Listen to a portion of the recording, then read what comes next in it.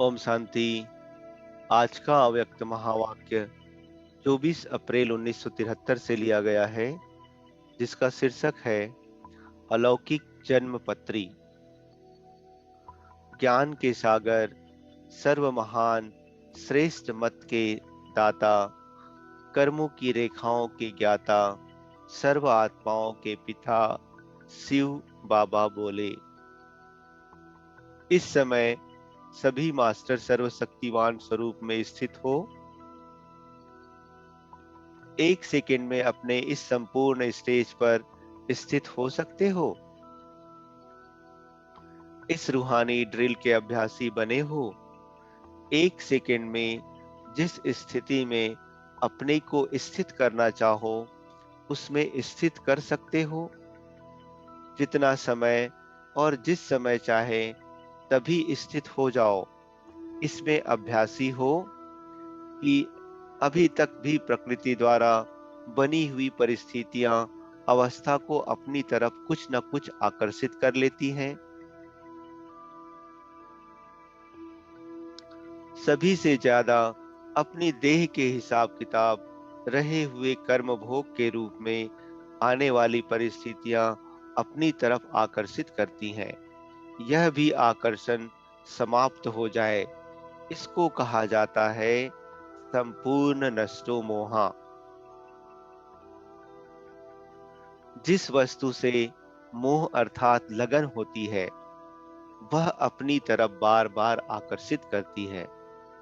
कोई भी देह की, वह देह की दुनिया की परिस्थिति स्थिति को हिला नहीं सके। इसी स्थिति का ही गायन गाया हुआ है। अंगद के रूप में जो कल्प पहले का गायन है, यही संपूर्ण स्टेज है। जो बुद्धि रूपी पांव को प्रकृति की परिस्थितियां हिला नहीं सके, ऐसे बने हो। लक्ष्य तो यही है ना। अभी तक लक्ष्य और लक्षण में अंतर है। कल्प पहले के गायन और वर्तमान प्रैक्टिकल जीवन में अंतर है। इस अंतर को मिटाने के लिए तीव्र पुरुषार्थ की युक्ति कौन सी है? जब युक्तियों को जानते भी हो, फिर अंतर क्यों? क्या नेत्र नहीं है, या नेत्र भी है लेकिन नेत्र को योग्य समय पर यूज करने की योग्यता नहीं है? जितनी योग्यता उतनी महानता दिखाई देती है। महानता की कमी के कारण जानते हो, जो मुख्य मान्यता सदैव सुनाते भी रहते हो, उस मान्यता की महीनता नहीं है। महीनता आने से महावीरता आ जाती है। महावीरता अर्थात महानता। तो फिर कमी किस बात की है, की रही? महीनता की। महीन वस्तु तो किसी में भी समा सकती है। बिना महीनता के कोई भी वस्तु जहां जैसा समाना चाहे वैसे समा नहीं सकती। जितनी जो वस्तु महीन होती है, उतनी ये माननीय होती है, पावरफुल होती है। तो अपने आप से पूछो कि पहली मान्यता व सर्व मान्यताओं में श्रेष्ठ मान्यता कौन सी है? श्रीमत ही आपकी मान्यता है, तो पहली मान्यता क्या है? बच्चे कहते देह सहित सभी कुछ भूलना। बाबा कहते छोड़ो या भूलो, भूलना भी छोड़ना है।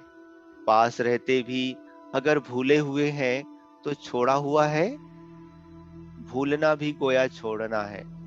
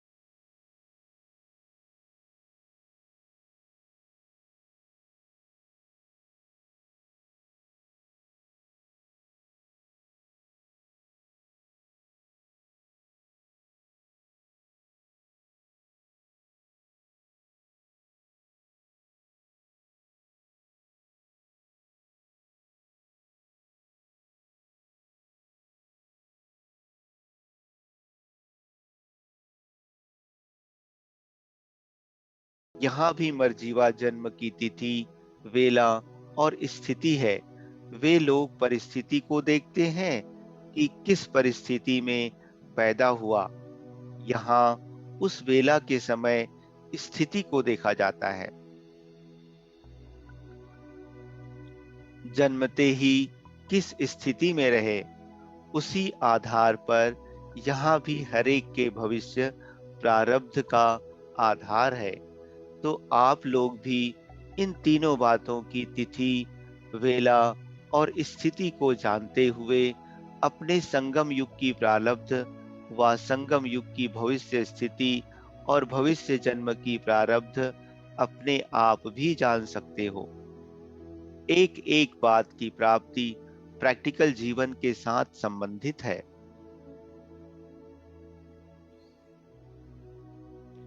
यह है ही अपने तकदीर को जानने का नेत्र।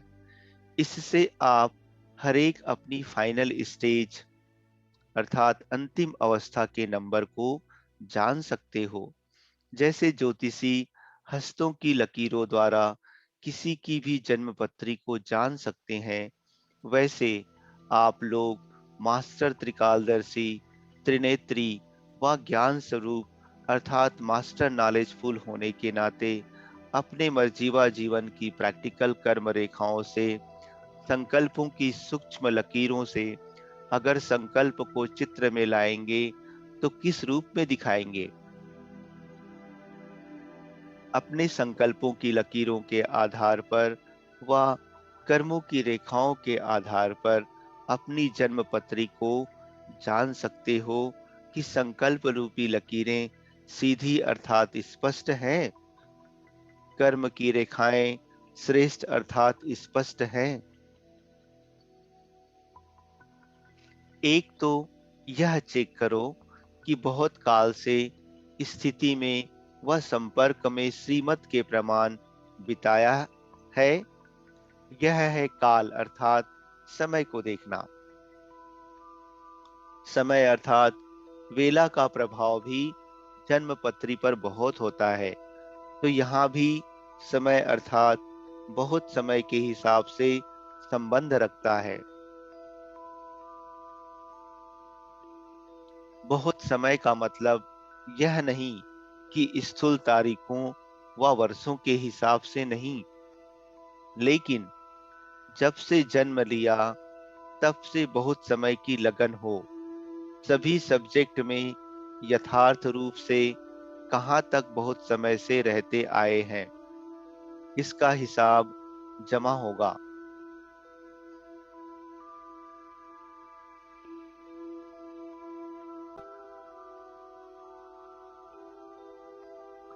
मानो कोई को 35 वर्ष हुए हैं, लेकिन अपने पुरुषार्थ की सफलता में बहुत समय नहीं बिताया है, तो उनकी गिनती बहुत समय में नहीं आएगी।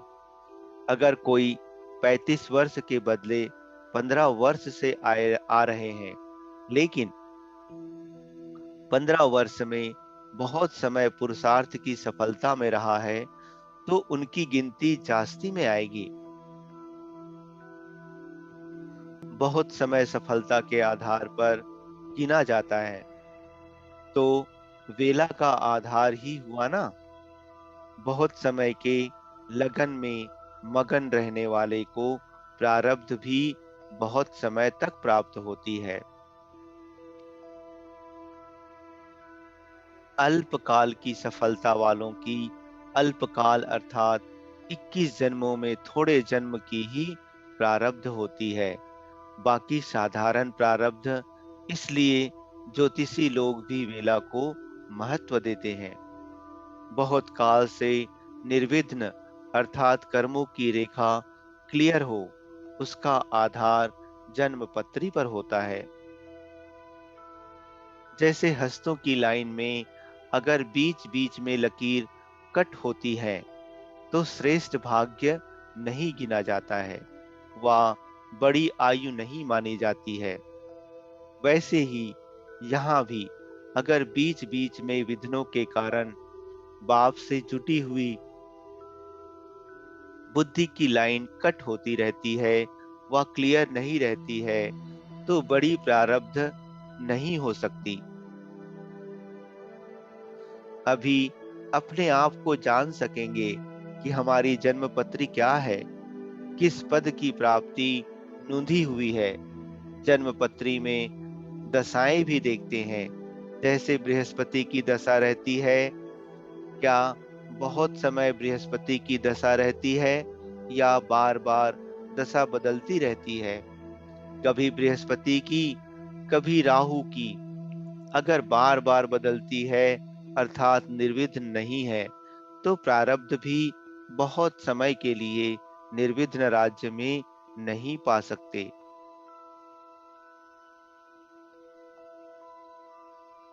तो यह दशाएं चेक करो कि शुरू से लेकर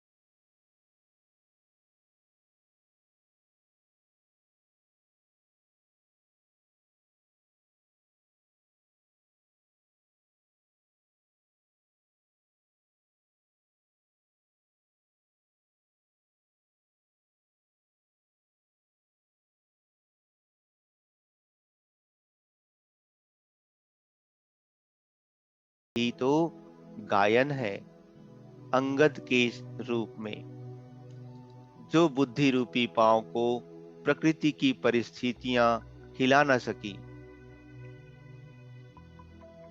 अच्छा, ओम शांति।